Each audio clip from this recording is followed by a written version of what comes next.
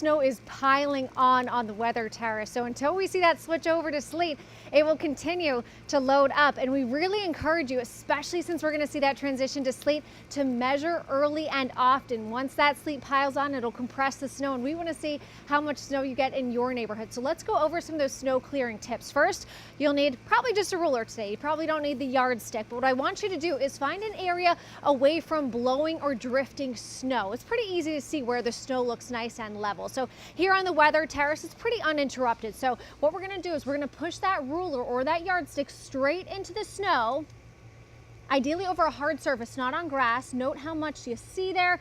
I always take a couple different measurements and then take the average, just because you'll see every measurement's a little bit different. But here on the weather terrace, looks like we have a little over 3 inches of snow so far. Now, when it comes to clearing this snow, a few things to keep in mind. For now, it's light, it's fluffy. This is not good packing snow. It's super light and powdery, so it's a very easy cleanup. But once we get that sleet, it's gonna weigh down, it's gonna become heavy, it's gonna become wet, and it's gonna be much harder to clear. So get out early, shovel early and often. Always try and push the snow instead of lifting. Your back will thank you. And consider hiring a professional service. If you haven't done so already, you can ask the neighborhood kid if you do need a little bit of help. And please, please, please use the proper amount of ice melt. And here's a good visual to help you know what that really looks like. This right here, it's a 12-ounce mug. Chances are you've got one of these at home. You fill this up with ice melt. That's enough ice melt for a 20-foot driveway or 10 sidewalk blocks. You really don't need much. A little bit of ice melt